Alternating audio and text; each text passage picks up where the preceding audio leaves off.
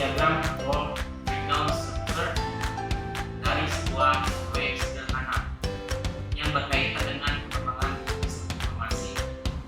Di sini contoh proyek yang saya analisis dibuat diagram WBS-nya itu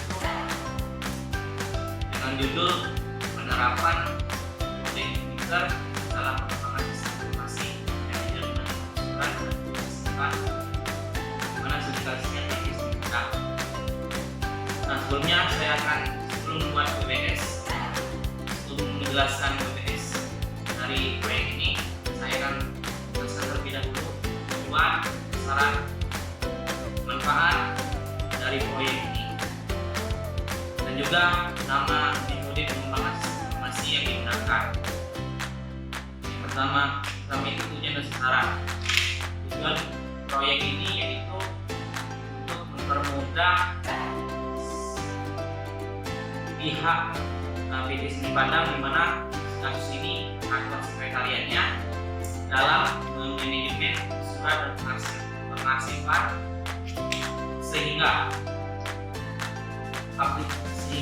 nantinya pengarsipan dari surat penjualan ini akan lebih mudah dilakukan karena memanfaatkan framework kode emitter yang Nah,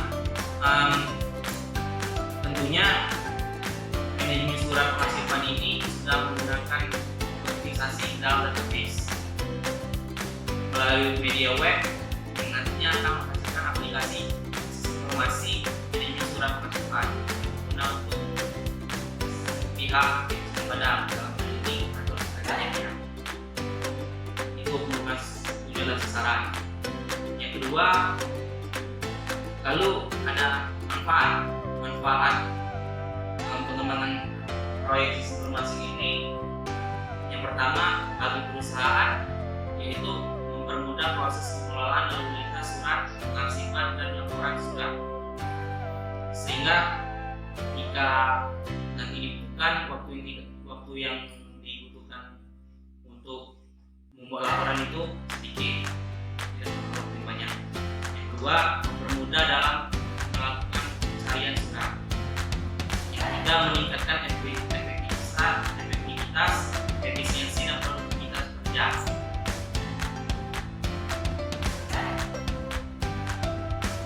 Itu manfaat dari proyek ini. Nah, metode pengembangan sistem yang digunakan yaitu metode OAD, yaitu Object Oriented Analysis Design, atau ini sering disebut OAD. Nah, untuk lebih jelasnya, pekerjaan atau aktivitas secara rinci dalam membangun sistem ini dijelaskan dalam WBS nanti. Oke, selanjutnya yaitu WBS dalam proyek sederhana tadi, yaitu penerapan CI atau kode emitter dalam pengembangan sistem informasi manajemen surat dan pengarsipan. WBS ini ada 5 tahapan. Yang pertama, analisis kebutuhan. Yang kedua, analisis masalah. Yang ketiga, perancangan desain sistem. Yang keempat, implementasi dan konstruksi. Dan yang terakhir, pengujian. Nah, di tahap pertama ada 4 tingkatan tahap analisis kebutuhan. Tingkat pertama yaitu analisis kebutuhan. Tingkat 2 ada 1.1 mengumpulkan data untuk analisis kebutuhan sistem informasi manajemen surat dan pengarsipan. 1.2 mengidentifikasi kebutuhan pengguna. 1.3 menganalisis sistem yang sedang berjalan. Lalu tingkat 3 1.1.1 melakukan wawancara di kantor sekretariat PT Semen Padang. 1.1.2 melakukan observasi di kantor sekretariat PT Semen Padang. 1.1.3 mengumpulkan hasil wawancara dari observasi. Lanjut ke tingkat 4 1.1.1.1 membuat daftar responden yang akan diwawancarai di kantor sekretariat PT Semen Padang. 1.1.1.2 membuat daftar pertanyaan wawancara. Lalu 1.1.1.3 membuat janji wawancara dengan daftar responden. Lalu 1.1.1.4 melakukan wawancara tentang kebutuhan pengguna. Lalu terakhir 1.1.1.5 mendokumentasikan hasil wawancara dengan responden kantor sekretariat PT Semen Padang. Lalu ada tingkat 3, 1.1.2 melakukan observasi di kantor sekretariat PT Semen Padang.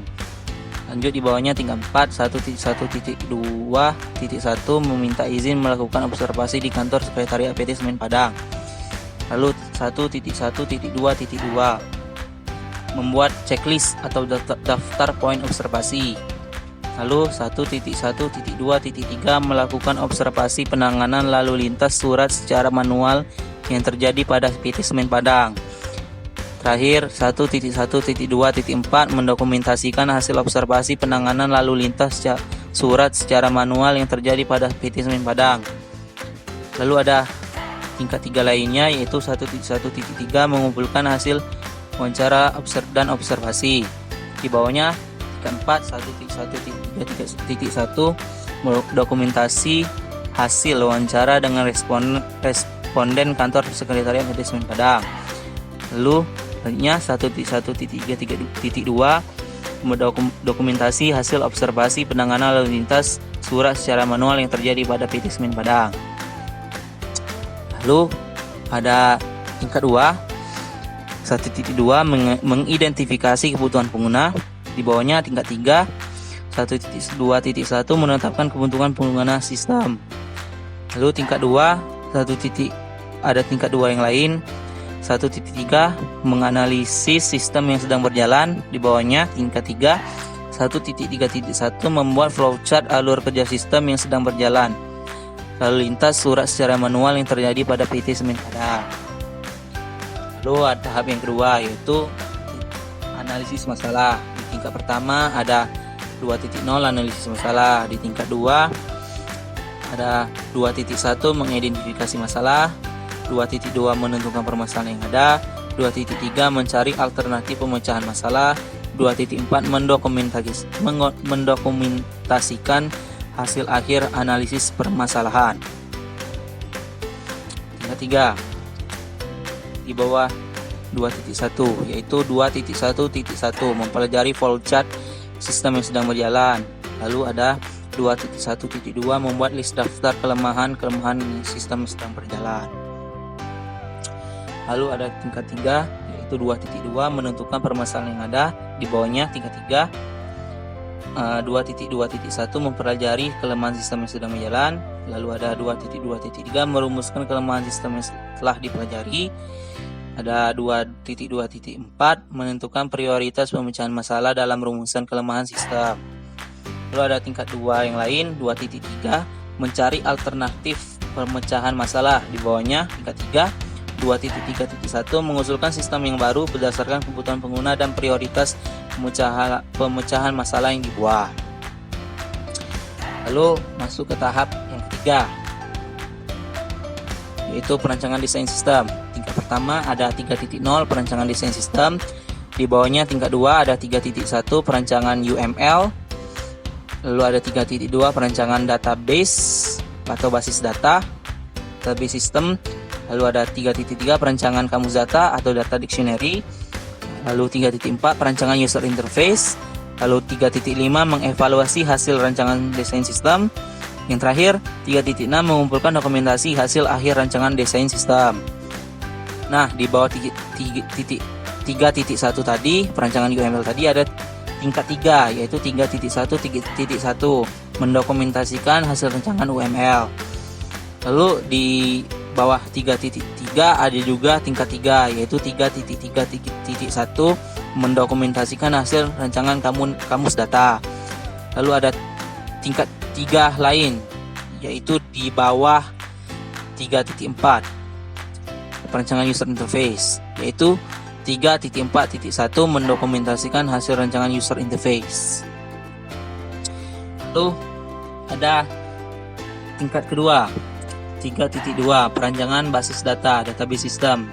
Di bawahnya ada tingkat 3, 3.2.1, menyesuaikan rancangan database sistem yang telah dibuat.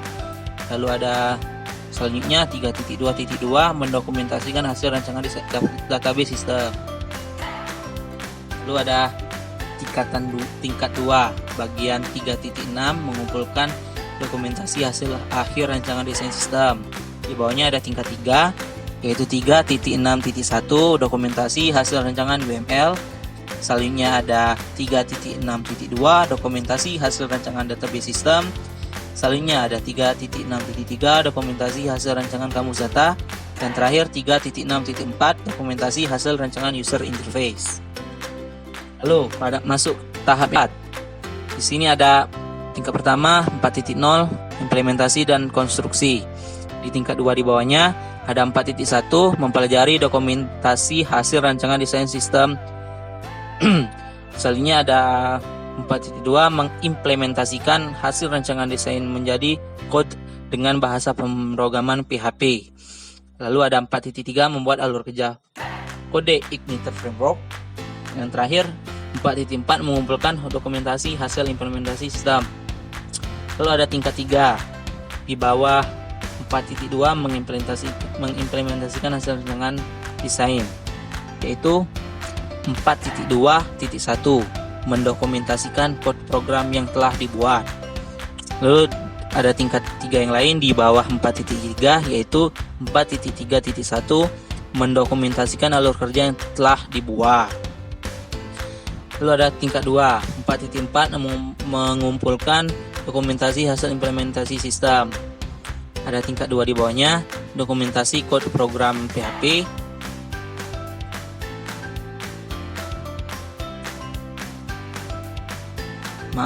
Di bawahnya ada 4.4.1, dokumentasi kode program PHP. Ada 4.4.2, dokumentasi kode program. Lalu masuk ke tahap yang terakhir, yaitu pengujian.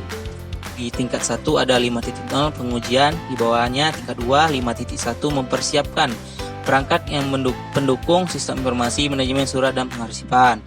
Selanjutnya ada 5.2, pengujian secara black box.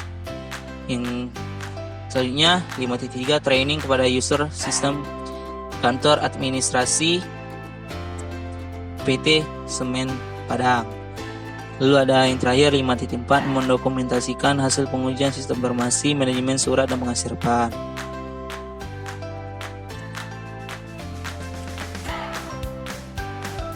Lalu yang tingkat 3, ada tingkat 3, 5.1.1, pengadaan komputer untuk sistem informasi manajemen surat pengarsipan. Lalu ada 5.2.1, pengujian database. Di bawah tingkat 3, di bawah 5.2. Lalu selanjutnya ada 5.2.2, pengujian fungsi program. Lalu ada yang tingkat 2 lainnya, 5.3, training kepada user sistem kantor sekretariat PT Semen Padang. Tingkat 3, 5.3.1, menentukan waktu pelatihan sistem informasi manajemen surat dan pengarsipan. 5.3.2, menyiapkan materi pelatihan sistem informasi manajemen surat dan pengarsipan. Terakhir 5.3.3, penutupan pelatihan. Nah, berikut organisasi tata kelola pada sistem informasi manajemen surat dan pengarsipan. Lihat di pertama ada project manager yang dibantu dengan seorang sistem analis, programmer, database designer, staf administrasi, staf supporting, interviewer, dan sistem tester.